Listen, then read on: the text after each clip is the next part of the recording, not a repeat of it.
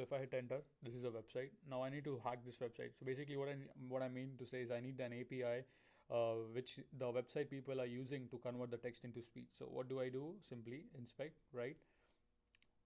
Make sure I just remove some of the text because I don't want that much amount of text. Okay, this is the website. Now I go to the network analyzer. I want to see what happens when I press this button. Conscious of its spiritual and moral heritage. Shut up. Okay. Conscious of its spiritual and moral heritage, the Union is founded on the indivisible universal values of. Alright, so I do have some requests here which are being made from the website. So if I can decode that, if I can understand these parameters, I can pretty much get the, yep, that's the data. So if I go to headers, so now I got my API, but basically the API that these websites are using. So if you observe, this is the URL. Alright, so I am gonna copy this URL, right? Now, if you go down, there are the query string. So I'm not sure if everybody would be following this because those who are from coding background will definitely understand what I'm trying to talk. So query string parameters are, so basically voice is equal to en English US Allison voice. So these are the parameters that I need to, I can configure basically. So this is my text. So I'm gonna copy this. Then I'm gonna copy, where is that URL? I'm gonna copy this URL as well. I'm gonna paste on my Python. So here I have. So I showed you those header, right? So I just converted those header into a dictionary, into a Python dictionary. Then I have the URL which I just showed you that I need to copy. So once I have the URL from the website, once I have the API, now I need to get the data from the website. So just repeating my steps, what I did. So there are a lot of websites. Basically, if you want to access those services, you have to pay money for that, right? How do you bypass that, or how do you use those services for free of cost? So I did a reverse engineering. So let's say this is a website. So what I did is I just went left clicked. I did inspect element. Then I press this button. I wanted to make sure what API are they calling on the backend. So I go to the network analyzer. Then I am going to the request URL. So this is the request URL that they are that is the API call that those people used to call this. Uh, and these are the query parameters, which basically means that this can be, so coding people will definitely understand this. Query parameters means voice. I want English. I mean the language should be English, Spanish, or those are like the query parameters. So I just copied the query parameters. I copied the URL on my Python code. So here you see the parameters. So the parameter has to be a dictionary, of course. I copied the URL from the website. I just showed you the URL. Where did I get this URL from? Here, right? So this is the URL, and now I easily hacked it. Now whatever text that I want to convert, right, to an MP3, I don't need to pay money to the website to in order to convert that. So I can just say, hello people. So I am using this website API. This is not legal actually, but yeah, you can use it for your projects and for fun, for personal purposes. Don't misuse this. So of course, like so whenever I pass in this any text, so basically this API, this is their website's API. It is gonna call their API and get the job done on their computer, and I'm gonna get the data back. I'm using Python to do that. That's cool, right? So if I say sample.mp3 and if I run this code, pretty much I should get a I should get a sample.mp3 maybe. Yep, there you go. So please use it wisely. Knowledge is powerful, of course. Knowledge is power. So let me just play this. Hello people, goof morning. See, so we just extracted the API from the website and we are using it for our own benefits. That's cool, right? Let me show you one more hack and then we will wrap up this video. All right. So far we learned about. Okay. So meanwhile, I am taking some questions. If you have questions, you can post it on the comment section. I'll be reading them, and if you have, I'll try to address those questions in the my videos or on the live broadcast sessions. So please post your questions if you have it right now. So meanwhile, people are typing. I can go forward and show you another example. So I'm gonna try to hack Geeks for Geeks website for their API. So what I mean by that, so Geeks for Geeks IDE. So I have questions, post it in the comment section, and I'll try to address it right now. All right, so so this is the website that they are using to. So basically, this is a website.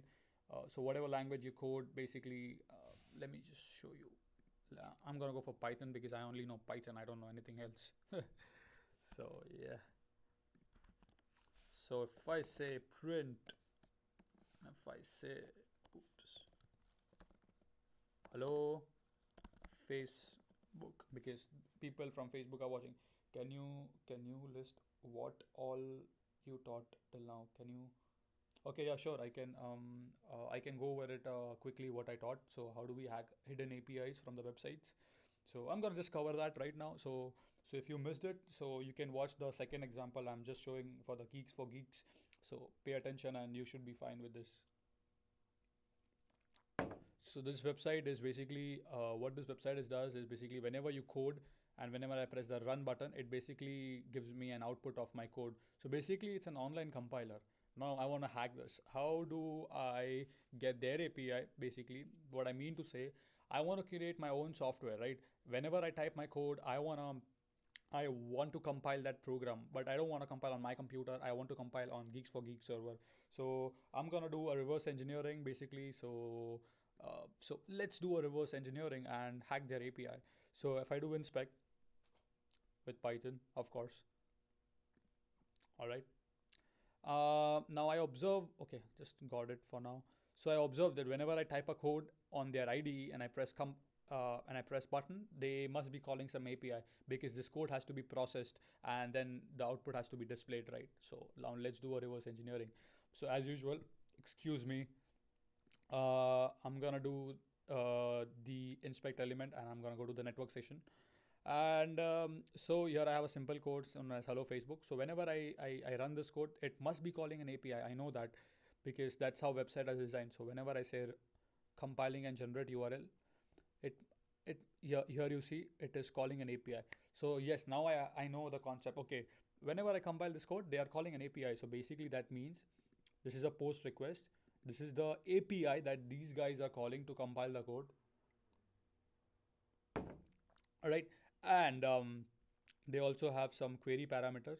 So language, code, basically whatever code you type, then the input and the save. Now guys, this is amazing, and out of the box you just got the API from their website and you can use it for your project. So let's say you are making an all-in-one software compiler.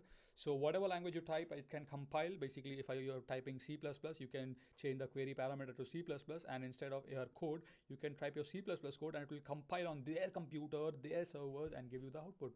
Let's say about Java, you say language equals to Java. So the query parameter would be Java. You write a Java code, it compiles on their computer and gives you the output. That's amazing. So basically, what we did is we just hacked into their website, or I would say we reversed engineered into their website to get this APIs. That's amazing and out of the box. So let me show you an example of that. So as usual, here you can see I copied the URL which I just hacked from here, or which I just got it from this section. That is a PHP request. Now make sure I also know that they are using a post request. So I did that post request. So whenever I do a request, it will be a post request, and the data equals to parameters. So these are the parameters that these websites are using. That is so smart, right? So these are the query parameters. So here are the 4 query parameters, that is language, code, input. So I just coded it here.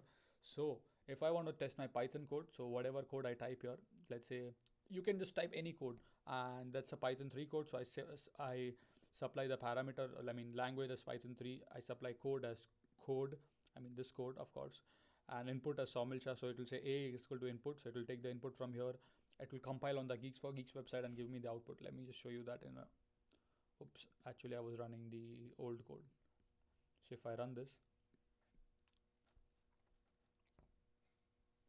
so here you see it printed Somil Shah, the output of this Python code has to be Sawmilcha, right? Because I said input and then print the input. So the input was Sawmilcha, so it printed the input.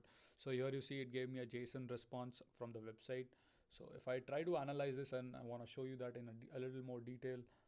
So if I go and say JSON formatter, the first link would be an appropriate one if I process this. So here you can see this is a JSON. I know it's not right now valid, but just be with me. So inside this JSON, I have something known as outputs, and this is the output of the Python code. So I need to get just the output. So I can say print data output, then data memory. So it will just tell me the memory. So it used 0.125 memory from their server. So that's a small hack. How do you hack websites for the hidden APIs? And I'm gonna soon make a lot of cool tricks that you can do with these kind of videos. So you can hack any websites and get their hidden APIs and use it for your own benefit. I just showed you two examples of the website. So basically you don't need to pay for the services. To wrap up this video, I would say this services can be used. Let's say check, right? Checks. So a lot of people have, I mean, we do have homework solutions there, but we need to pay for that. So in order to bypass that, I can do this inspect element. I can do the reverse engineering. You can use this method to get the data. If you have questions so far, please post it in the comment section, and I am going to wrap up my videos in a minute or two. So summarizing it, what I did so far. So whatever data you wanted to get or whatever API you wanted to hack, what I did was basically I inspect element, then I went to network. Whenever you press that button, it must be making some web request. So that was the web request. Through the web request, I was analyzing the packet. I was analyzing the header structures and the URL, and is it a post or a get or something like that. And I just showed you an example for that. So let's end this video. Thank you very much for your support and time, and I shall see you for the next video.